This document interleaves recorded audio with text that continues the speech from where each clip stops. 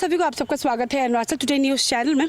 वैसे तो ग्लिम्सेस देख के आप सबको अंदाज़ा लग ही गया होगा कि आज हम रेगुलर सा जो हम रिपोर्ट बनाते हैं वो नहीं है, सीरियस काइंड ऑफ कह सकते हैं। इस वक्त हम आए हुए हैं लोहित डिस्ट्रिक्ट के हेडक्वार्टर तेजू पे, और मैं बता दूं हम यहाँ आए थे दूसरे रिपोर्ट के सिलसिले में, लेकिन हमने नोटिस किया कि तेजू टाउन में हेडक्वार्टर में एक नया सा एक कुछ सेंटर खुला गया है, कम्युनिटी कन्वेंशन सेंटर। तो हमने सोचा कि क्यों ना एक बार अंदर जाके देखें, क्योंकि मैं बता दूँ कि लोहित डिस्ट्रिक्ट के जो तेजू टाउन है, जो हेडक्वार्टर है ना, वो एक काइंड ऑफ स्टॉपेज है जहाँ लोग आते हैं, ठहरते हैं। परशुराम कुंड जो है, जो हिंदू लोग बिलीव करते हैं वहाँ विजिट करते हैं, साथ ही साथ यहाँ से आंजो की ओर भी जाते हैं। तो ये काइंड ऑफ लाइक स्टॉपेज जैसा जिस तरीके से है। तो लेकिन आई गेस अभी जितने लोग भी यहाँ आएंगे तेजू पे, स्पेशली हेडक्वार्टर पे, उनके लिए एक कह सकते हैं टूरिस्ट विजिट कह लीजिए, या फिर उनके लिए एक लेजर टाइम बिताने के लिए एक जगह मिल चुका है, कह सकते हैं। कम्युनिटी कन्वेंशन सेंटर जो रास्ते के बीच में है टावर क्लॉक से। अगर क्लॉक टावर से आप जब सीधे आओगे तो आपको राइट हैंड साइड में मिल जाएगा, और काफ़ी सुंदर तरीके से जो आप सब ग्लिम्सेस में देखोगे। हमने सवेरे का दिन का भी हमने ग्लिम्सेस लिया है, और अभी ऑलमोस्ट शाम होने को आए, तो पूरी तरीके से आपको देखने को मिलेगा। एंड साथ ही साथ जो लोग कॉफ़ी लवर है, बेकरी का सामान खाने के लिए जिनको पसंद है, पीछे में आप देख सकते हैं यहाँ पे कॉफ़ी भी है और काफ़ी चीज़ें हैं यहाँ पे। फ़ोटो गैलरी से लेकर म्यूज़ियम, ओपन एयर थिएटर है, एंड फाउंटेन्स यहाँ देखने को मिलेगा। एंड सबसे इंपॉर्टेंट चीज़ मैं कैमरा पर्सन से रिक्वेस्ट करना चाहूँगी कि वो आए, कि यहाँ ज़्यादातर क्या होता है, अरुणाचल प्रदेश में शुरू हो चुका था एक trend, I love Itanagar, I love Naharlagun, I love बहुत सारी चीज़ें और बहुत जगहों का नाम, लेकिन यहाँ पे दे गया है आई एम एट तेजू। तो मैं भी इस वक्त तेजू पे हूँ, एंड हमने भी ऑर्डर किया था, और खबर आई है कि यहाँ पे जो कैफ़े चलाती है उनका कॉफ़ी का काफ़ी नाम है, उनका रिपीट कहीं ना कहीं कस्टमर जो यहाँ सेंटर में विज़िट करते हैं उनके वजह से भी विज़िट करते हैं। तो मैंने ऑलरेडी ब्लैक कॉफ़ी ऑर्डर कर दिया था, तो मैं भी टेस्ट करके आप सबको बताऊंगी किस तरीके से उन्होंने बनाया है। तो ऑर्डर तो पहले बहुत पहले कर दिया था, तो आई गेस अभी ठंडा भी हो चुका होगा, फिर भी मैं पी के देखती हूँ।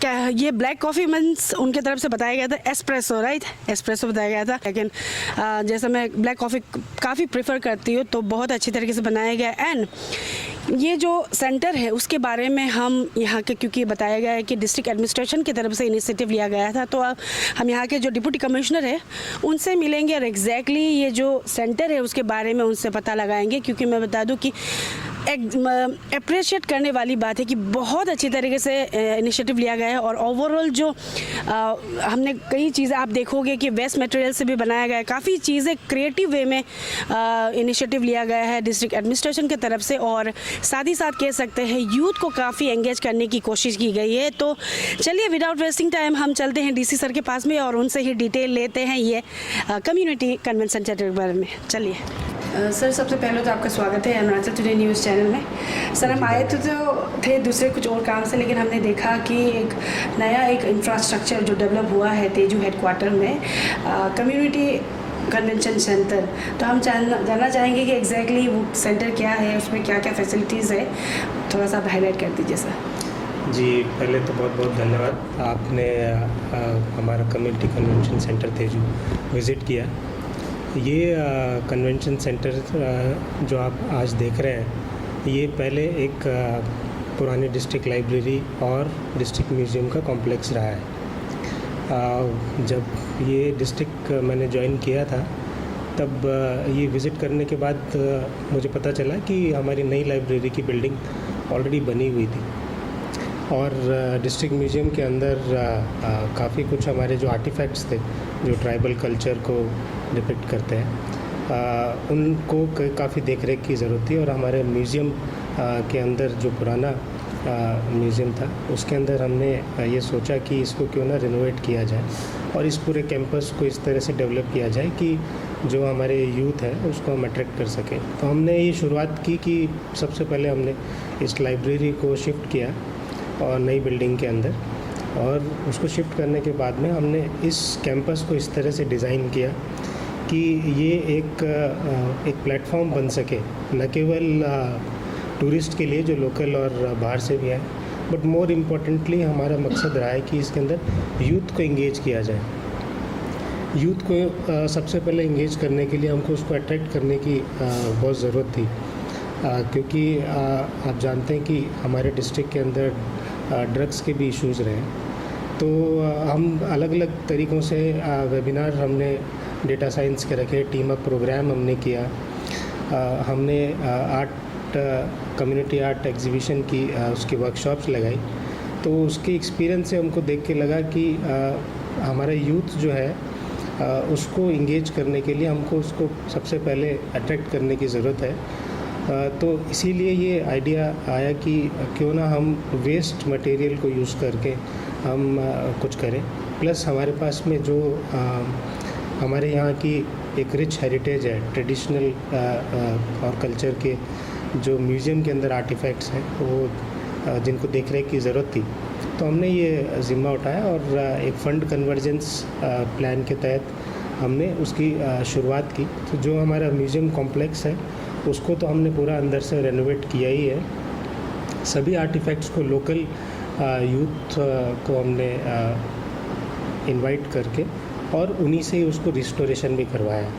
तो ये हमारा जो ऑफिस ऑफ DRO है वो उसी का कॉम्प्लेक्स है, उसी के अंदर हमारा म्यूज़ियम हुआ करता था और लाइब्रेरी भी चलती थी। तो अभी आप आज की तारीख में जो ये देख रहे हैं फैसिलिटी, उसके अंदर हमने एक ओपन एयर थिएटर बनाया है। दूसरा हमारा जो म्यूज़ियम कॉम्प्लेक्स है उसके अंदर आपके जो डिस्प्ले हॉल है, ओरिजिनल म्यूज़ियम है उस और डिस्प्ले हॉल है। उसके बाद हमने जो पुरानी लाइब्रेरी थी उसको हमने रेनोवेट करके एक अच्छा सा फ़ोटो एग्जीबिशन गैलरी बनाई है। उसके बाद में जो आउटसाइड कैंपस था उसके अंदर काफ़ी खाली जगह हमारे पास में थी, तो हमने काफ़ी सारा पुराना जो सामान था, खासकर प्लास्टिक वेस्ट वगैरह, तो शुरुआत हमने उससे की। तो आप अगर आज देखेंगे तो उसके अंदर हमने मशरूम्स बनाए बॉटल्स के, वो भी हमारे लोकल बच्चों से ही जो हमने कम्युनिटी आर्ट इवेंट किया उसके थ्रू हमने बनवाया।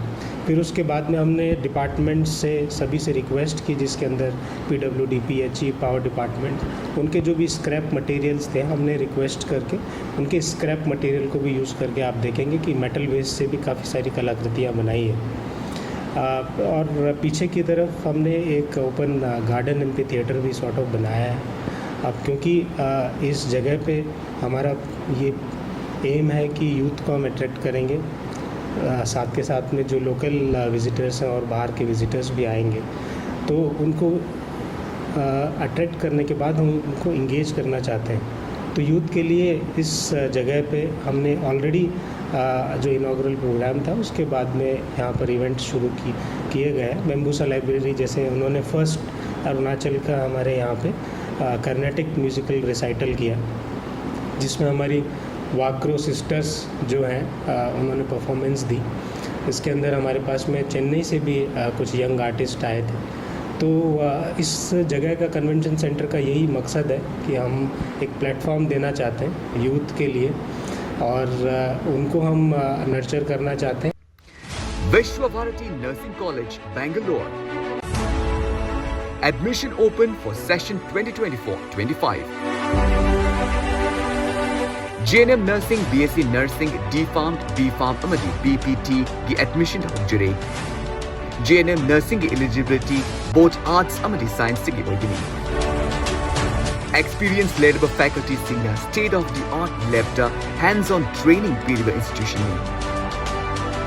अकुपमरो की दमक 9395405659 दा कांटेक्ट होगी। उनको अगर किसी तरह से हम मदद कर सके एक प्लेटफॉर्म देके, तो इसी के लिए ये सब हमने एक एसेट बनाया, इंफ्रास्ट्रक्चर बनाया और काफ़ी सारा वेस्ट को यूज़ करके हम एनवायरमेंटल सस्टेनेबिलिटी के ऊपर भी मैसेज देना चाहते हैं।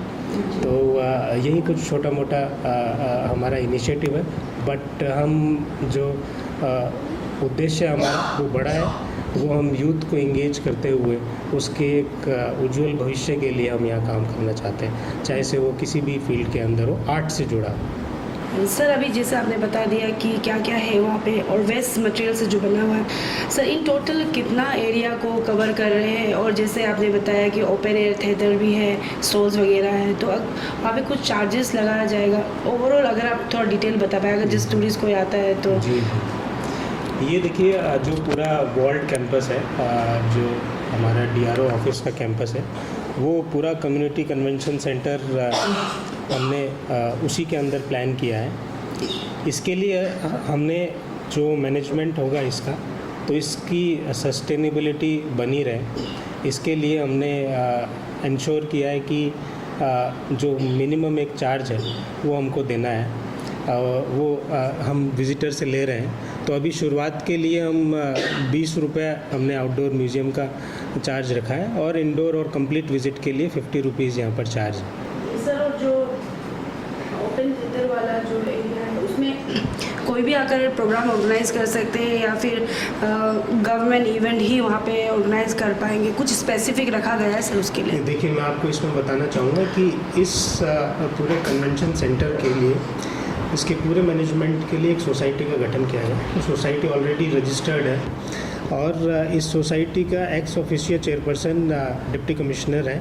उसके अंदर हमारे यहाँ पे कालसम जो एपेक्स बॉडी है मिशमी सोसाइटी की, वो भी मेंबर है। हमारे DTO से लेकर हमारे जो डिप्रो हैं वो भी मेंबर है।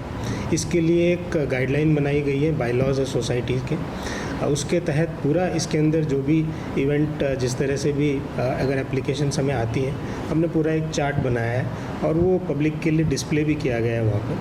तो अगर कोई इसको रेंटल बेसिस पे, डेली बेसिस पे अगर हमसे रेंट के लिए अप्लाई करता है तो उसके लिए उसको एक मिनिमम फ़ीस है वो देनी पड़ती है और जो एप्लीकेशन है अप्रूव होने के बाद में हम उनको परमिशन देते हैं। इसके लिए मिनिमम चार्जेस हैं, क्योंकि चार्ज रखना हमारा मेन उद्देश्य नहीं है। हम प्लेटफॉर्म देना चाहते हैं यूथ को। रेवेन्यू जनरेशन इसका प्राइम फोकस नहीं है, बट प्राइम फोकस इस कन्वेंशन सेंटर का हमारे यूथ को एंगेज करके उसको एक पॉजिटिव डायरेक्शन के अंदर लेके जाना है, वो हमारा मेन उद्देश्य है। जी सर, और अगर देखा जाए तो sir I guess Arunachal Pradesh में पहली बार होगा अंडर योर लीडरशिप आपने ऐसा कुछ क्रिएटिव पार्क का म्यूज़ियम को पूरा कोलैब करके आपने बनाया है सर। और इसमें हमने देखा, हम भी जाके आए हैं वहाँ पे सर, तो सर इसमें टाइमिंग क्या रहेगा? जैसे मॉर्निंग आवर्स या फिर वीकेंड में 7 डेज पूरा खुला रहेगा या फिर ऐसा कुछ है सर टाइमिंग एंड खुला? जी, इसके टाइमिंग्स फिक्स हैं। इसमें विंटर्स और समर्स के अलग अलग टाइमिंग है, वो भी नोटिस बोर्ड पे वहाँ पर लगाए गए हैं। अभी ये 8 बजे तक शाम को खुला रहता है। म्यूज़ियम 5 बजे तक खुला रहता है, क्योंकि सरकारी कार्यालय का जो समय है उस तक खुला रहता है। बट आने वाले समय में हम इसको देखेंगे, टाइमिंग्स को अगर रेगुलेट करने की ज़रूरत रही, अगर टूरिस्ट की जिस तरह से भी हमारे पास में रिक्वेस्ट आती है, फीडबैक आते हैं, तो हम उस तरह से इसको तब्दीली भी कर सकते हैं। और इसका देखरेख पूरा सोसाइटी के तरफ से होता है, तो उसमें कोई इशू नहीं होना चाहिए। और सर जैसे ये जो कन्वेंशन सेंटर में जैसे आपने बताया कि काफ़ी ज़्यादातर जो आउटडोर का जो सामान है पूरा वेस्टेज जो वेस्ट मटेरियल से बनाया गया है, तो सर अभी आप बता भी रहे थे कि यूथ को कहीं ना कहीं मोटिवेट करने, उनको एनकरेज करने के लिए, तो सर आप लोग की तरफ से कुछ वर्कशॉप वगैरह ये रखा जाएगा कि सो दैट जो वेस्ट मटेरियल को उनके घर पे बैठे भी वो कुछ बना पाए, इस तरह के कुछ वर्कशॉप वगैरह रखा जाएगा? बिल्कुल, हमारा पूरा प्लान है। अभी क्योंकि इलेक्शन टाइम चल रहा है, तो MCC पीरियड ओवर होने के बाद में, चुनाव प्रोसेस प्रक्रिया पूरी हो जाने के बाद में हमारे इसके अंदर प्लान है, हम book fairs, literary festival, art shows और म्यूज़िक फेस्टिवल, ये सभी हम कंडक्ट करेंगे। इसके अंदर काफ़ी सारी इंक्वायरीज़ हमारे पास में इस बारे में आ चुकी हैं, तो हमने यही बताया उनको। तो अगर कोई ऑर्गेनाइजेशन अपनी तरफ से कुछ ऑर्गेनाइज मीनवाइल करना चाहता है तो they can apply for it, but convention centre society की तरफ से, एडमिनिस्ट्रेशन की तरफ से कुछ प्रोग्राम अगर हम कंडक्ट करेंगे तो MCC पीरियड ओवर होने के बाद ज़रूर करेंगे। सर आखिर में आपके तरफ से कुछ जितने भी दर्शक देख रहे हैं जिन्होंने आई गेस तेजू आए होंगे लेकिन कन्वेंशन सेंटर उन्होंने विजिट नहीं किया होगा, क्योंकि भले तेजू काफ़ी सुंदर है लेकिन सर ये काइंड ऑफ स्टॉपेज जैसा बन जाता है, लेकिन अभी कन्वेंशन सेंटर बन चुका है, यहाँ पे काफ़ी चीज़ें हैं। तो sir as a deputy commissioner Lohit, आपकी तरफ से जितने भी विजिटर्स हैं, स्पेशली अरुणाचल प्रदेश में जो अरुणाचली लोग भी हैं, उनको आपकी तरफ से कुछ मैसेज रहेगा सर? मैं बहुत बहुत स्वागत करना चाहूँगा सभी विजिटर्स का, चाहे से वो अरुणाचल से हो, अरुणाचल के बाहर के हो।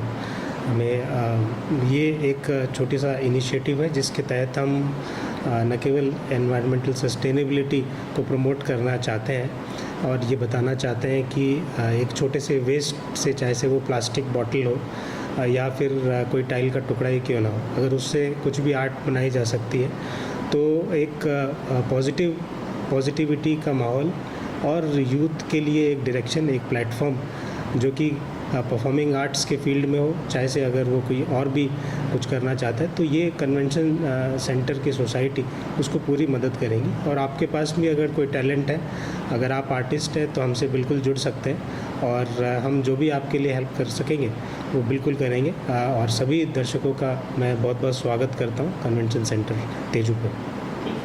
Thank you. मेरा नाम है ओपम करब, मैं अंजो से बिलोंग करता हूँ। मैं भी आज फर्स्ट टाइम यहाँ पर घूमने आया कि हमें हमेशा देखा देता है कि यहाँ में दोस्त लोग, मेरा दीदी, कोई भी हो, यहाँ में हर जगह इतना अच्छा जगह है वो पोस्ट करते हुए।